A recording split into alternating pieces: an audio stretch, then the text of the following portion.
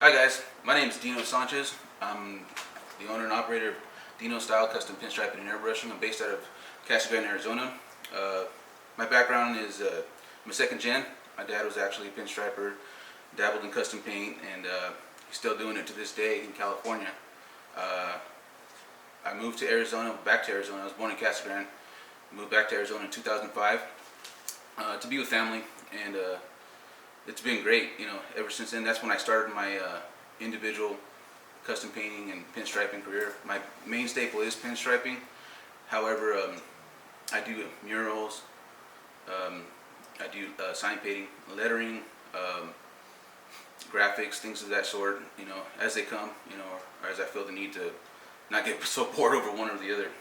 Anyhow, my biggest passion through this whole 15 years that I've been doing this on my own is to try to give back to the community. And one of the ways I've done that is by reviving some of the old techniques that have been around since the 50s, when custom paint started. One of my biggest influences, like the majority of other people, is people are like Larry Watson, Bill Carter, obviously, and you got Art Himsel, Gene Winfield. All these guys have amazing history, and they've contributed and left their mark in the industry. And I'd like to do that, or just to keep that alive. One of my hashtags I throw on a lot of my videos is keeping traditions alive, because technology is great, but in moving forward, we kind of forget what the history is, and we lose a lot of the techniques that are no longer available, because things progress, but some things are better back in the day than they were, and than they are now, and that's what I want to show you right now. This is Mylar, in the fact that it's just a flat item. There's nothing different about it, from the majority of other stuff out in the market, and it's only reflective, whereas this material right here, being organic, is actually a 3D object. It is not flat. It has many different surfaces of which to refract the light. The light goes in and comes out a different angle. And so you're going to get a prismatic effect like you would with a crystal, in the sunlight. That isn't evident until you actually clear it, though. And I'll show you an example of that later on. So I just want you to see how much different it is. Pouring it out. It has a lot of shine,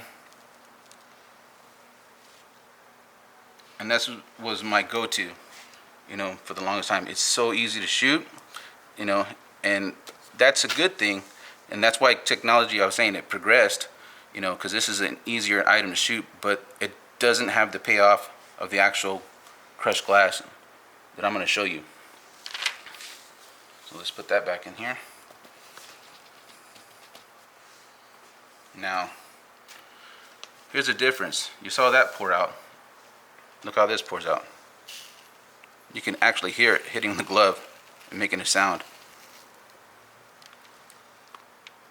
The dance on this, I think, is a lot quicker, a lot more flicker, and you'll see from every angle, just the sudden movement hits that much harder.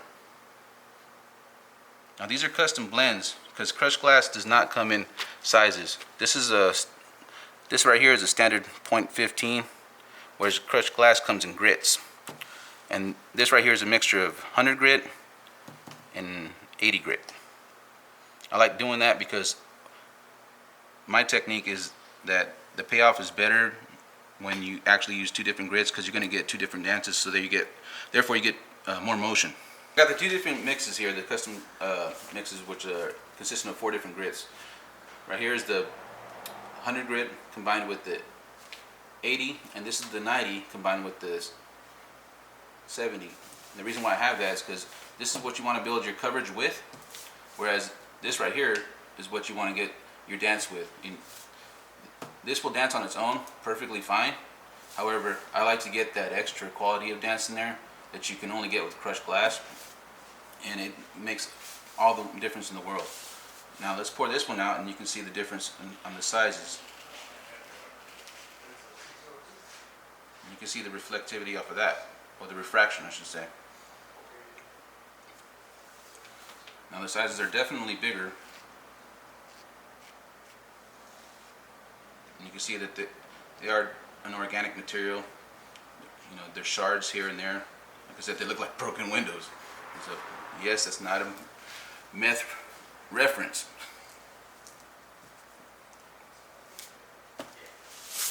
So now that we got those established, I'm going to show you the difference on a spray out on two different test panels, and you can see how the application between the two compare. Okay, now we got these two test panels out that I prepped already, and all they have is a silver base on them. Some people like to spray over a black base to get that rich, deep look, you know, in their flake. And they also can, in that manner, you can see exactly if you're going for 100% coverage where your light spots are. I like to shoot over a silver because even if you do have a light spot, it's not going to show that much. But you know, typically the way we're spraying right now, you'll see it either way. So what we're going to utilize is since we're doing the dry spray method, we're going to use the Flake King. You know, there are other ones out there. People make their own and everything, but I got a Flake King, and that's what we're going to utilize today. I poured off some of the Mylar flake into this jar, attaching it on the bottom. And the way you use the Flake King, and what I like to use about the Flake King, and if you're going to use this dry spray method, if you have a homemade gun, always try to fit a regulator on here, because what you're wanting to do is adjust the air coming out of here, so the velocity of the flake coming out doesn't just fly everywhere, because you're not trying to sandblast. Because literally, what is glass? You know, what is crushed glass? It's sand. You know, how do you make sand? I mean, a glass. You melt sand. So we're not trying that with these panels. We're just trying to get the flake to land on it and stick. That's our goal today. So with the Flake King, just to give you the rundown how this one works, you got a adjustment right here, so that way if you want it to go with the flow, and that way the flake's always at the bottom because it's weighted, you'll have that even distribution all the way through, so you don't have to worry about once you set it up and tune it, and it's not going to get out of tune that way. There's also on the Flake King, what's unique about this as compared to all the other ones that have come out, you got an adjustment so that way you can control by moving this ball valve how much flake, or in our case, crushed glass is going to be exiting the chamber to spray out. But this right here is the velocity of how it's going to come out. It's almost like shooting, a regular gun. You're going to have your choke back and you're going to have your fan pattern, and that's what we're doing here. Which, by the way, these do come with the fan, but since we're shooting something smaller here, you're not going to need that. Okay, getting ready to shoot the panels. I wanted to go over some of the possibilities with clears you can use. A lot of people, as far as clears are concerned, they like using the urethanes. This is just a basic 2-to-1. High solids are preferable, but it depends on what you have to work with. I mean, what you prefer to work with. One will build up a little bit slower than the other, but just make sure that in between coats that you're letting that stuff gas out and purge out, and you don't want to shoot too wet over the other, because then you deal with solvent pop and things like that. Those are just the basics. Now water base, I'm a Creatix guy. Love Creatix, been using it since '93, and it's my go-to. For the purpose of this video, we're going to be using the speed of urethane, but I just wanted to show you the options. If you're going to use Creatix products, UVLS clear is amazing. That stuff's the reason why I'm recommending it is because it stays wet for a long time, and that's what you're going to want. You're going to want something that's going to grab the flake or the crushed glass as soon as it touches it, because you don't want that stuff just flying off the panel, because that defeats the purpose. But in doing so, you make sure you use the 4011. There is 4020, there is 4012, but those are meant to speed up the drying process because they have some acetone in it, or more acetone than actually the 4011 does, and this will stay wet longer. 4004 is an option. It's a transparent base. It's basically the binder that most of the Creatix line comes with, and that's an excellent flake carrier as well. There's also the automotive sealers. That dries too quick though, so I don't recommend it for this purpose. And then there's a 4030. I've done in the past where I've mixed 5050 4004 with the other 4030 and used 4011 with great results, but this is what I'm recommending going forward because this is a better product for the situation because it lays out wet and it stays wet longer. Some of you are probably wondering, how about intercoat? How does that work? If you've utilized, intercoat in the past, you'll know that it does stay wet. A lot of people use it as an excellent flake carrier. It has quick dry properties though, and that's why I don't recommend it for this purpose, because using this dry spray technique, you want the clear to stay tacky. You need it to stay wet so that way it'll bind. Like I said, once again, it needs to catch these broken windows. It needs to catch them. So yeah, SG100, great. SG150, great as well as a flake carrier and a pearl carrier and stuff. But in the dry spray method, I don't recommend this.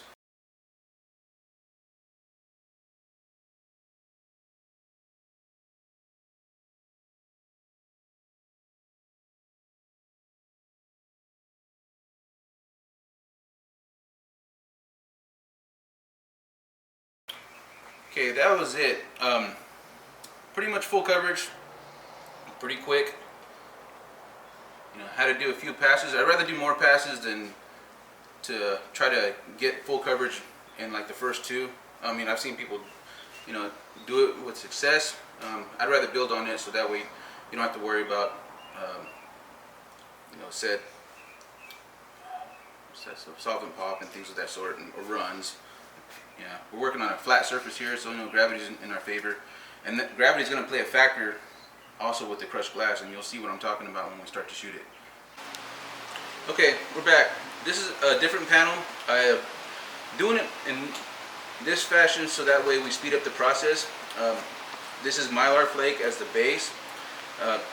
When we shoot the crushed glass, it's going to go right over the top of it, so it's like in essence shooting a silver base, so that way you get quicker coverage. So we're going to do the Mylar base, and then we're going to shoot the crushed glass on top of it. So the difference you'll see is that I have eye protection on, and I'm going to be wearing a respirator.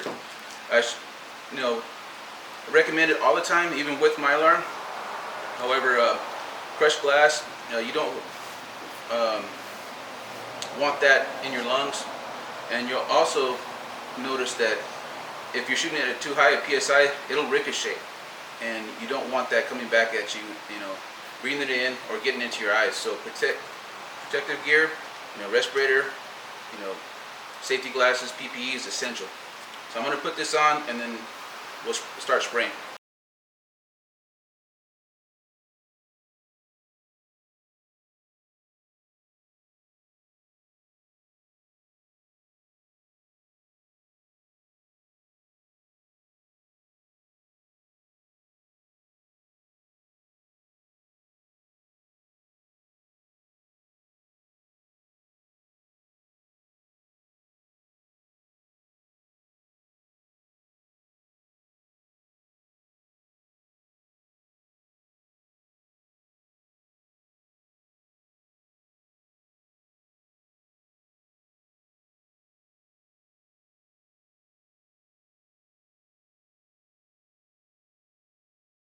Guys, at this stage, what I've done is we've already had the Mylar flake base, and then I went over it with two passes of the 180 grit 50-50 mix to get the majority of it full covered.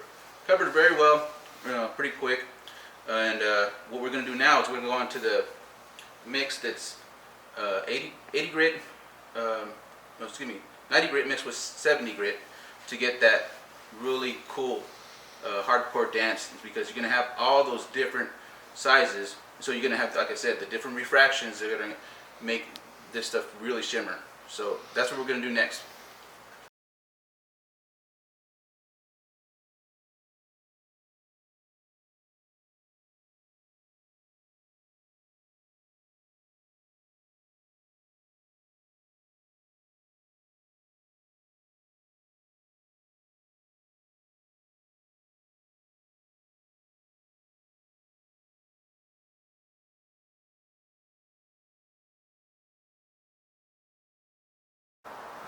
Okay, I literally just shot one pass of the 90 and 70 grit mix, and you can tell that the overspray and the amount of crushed glass didn't travel nowhere near as far as the Mylar flake.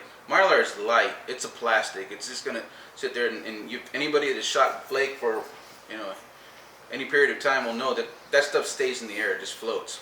Whereas you're literally shooting crushed glass. It's the equivalent in weight with sand. So this stuff wants to fall. You know, so you're gonna have to really be mindful of that when you're shooting like something vertical, because gravity's gonna want to fight you on that. So you might want to tweak up your PSI. Use the fan additions on these, the attachments, to get you a wider pattern for more coverage. But you can see how much I'm sweeping up on the side isn't nowhere near as much as the Mylar. But you, like the Mylar, you can also recover a lot of your crushed glass. And you're going to want to do that because crushed glass, like I said, is not as cheap as Mylar, because this stuff right here is made by artisans in Germany and imported to the United States.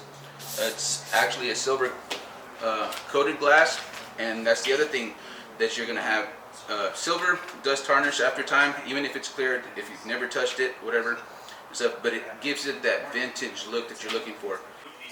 Okay, so we're done with that, and now we got the two to compare to each other. This is the Mylar, this is the crushed glass.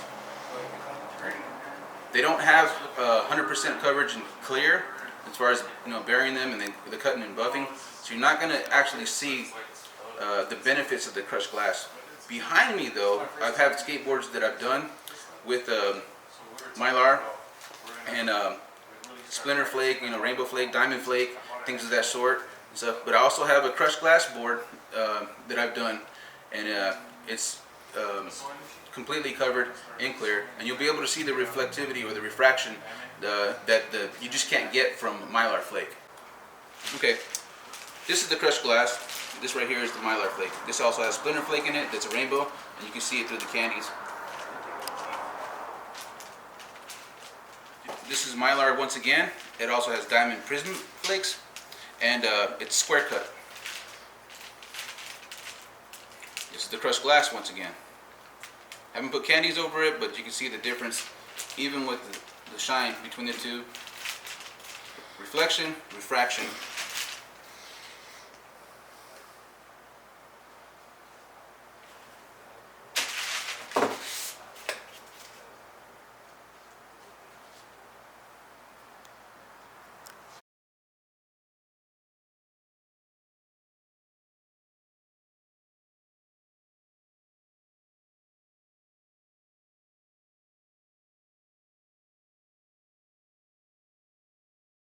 Thanks for watching, guys. If you have any questions regarding any of the techniques or the products with the crushed glass, feel free to contact me on Instagram at Dino Style, DINOSSTYLE, and I have it.